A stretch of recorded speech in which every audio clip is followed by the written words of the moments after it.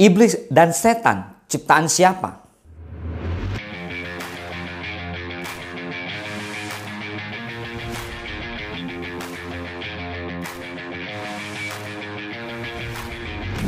Saudara, ketika kita menonton film horor, pernahkah kita bertanya, dari mana ya asal mula iblis, setan, roh-roh jahat di dunia ini?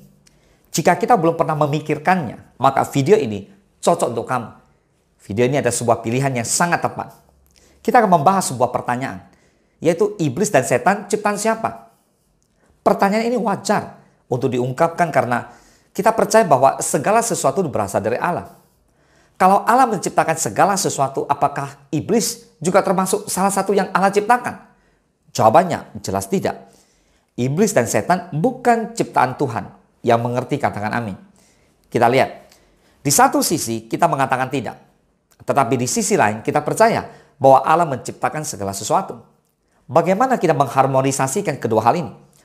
Jawabannya adalah bahwa Tuhan Allah menciptakan malaikat. Ya, tetapi kemudian malaikat itu berbuat dosa. Dan malaikat yang berbuat dosa itulah yang pemimpinnya disebut iblis atau setan. Dan para pengikutnya disebut roh-roh jahat. Ayo kita baca. Kejadian 1 ayat 1 firman Allah berkata seperti ini. Pada mulanya Allah menciptakan langit dan bumi. Ya benar. Pertama-tama Allah menciptakan segala sesuatu dalam keadaan yang baik. Pada waktu Allah menciptakan langit dan bumi, maka langit dan bumi di situ adalah segala sesuatu. Termasuk malaikat dan manusia. Dan pada saat Allah selesai menciptakan segala sesuatu, menatanya di hari pertama sampai ke-6. Maka Tuhan Allah memandang segalanya baik. Tertulis di Kejadian 1 ayat ke-31. Allah yang Maha Kudus tidak mungkin menciptakan iblis. Sebab iblis tidak baik. Semua yang Dia ciptakan adalah sungguh amat baik. Amin. Allah tidak mungkin menciptakan penderitaan. Karena penderitaan tidak baik. Allah juga tidak mungkin menciptakan dosa. Karena dosa tidak baik. Yesaya 6 ayat kedua dan ketiga. Para serafi berdiri di sebelah atasnya. Masing-masing mempunyai 6 sayap. 2 sayap dipakai untuk menutupi muka mereka. 2 sayap dipakai untuk menutupi kaki mereka. Dan 2 sayap dipakai untuk melayang-layang. Dan mereka berseru seorang kepada seorang katanya, Kudus, kudus, kuduslah Tuhan semesta alam. Seluruh bumi penuh kemuliaannya. Saudara, Allah menciptakan malaikat. Pada mulanya Ia menciptakan malaikat-malaikat dengan tujuan yang mulia.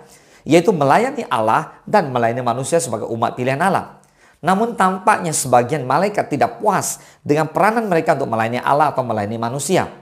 Alkitab mencatatkan bahwa beberapa malaikat telah melampaui batas kekuasaan mereka dan berdosa. 2 Petrus 2 ayat ke-4.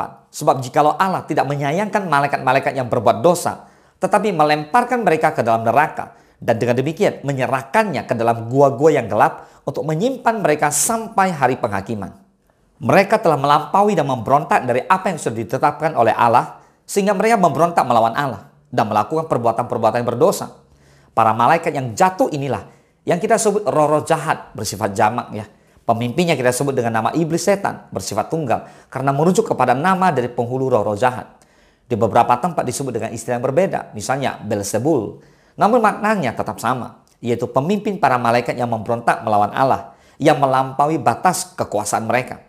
Jadi kalau kita kembali pada pertanyaan pertama, iblis setan ciptaan siapa? Jawabannya jelas bukan Allah. Bukan Allah yang menciptakan malaikat. Tetapi sebagian malaikat telah memberontak melawan Allah. Dan mereka menjadi roh-roh jahat. Nah, untuk menerangkan ini, saya akan memberikan sebuah ilustrasi sederhana seperti ini.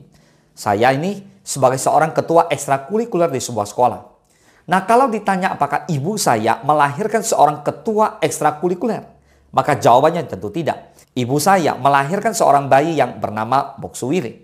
Di kemudian hari, si bayi ini bertumbuh dewasa dan menjadi ketua ekstrakurikuler di sebuah sekolah. Sehingga kalau dikatakan bahwa ibu saya melahirkan seorang ketua ekstrakurikuler, sebetulnya tidak terlalu akurat.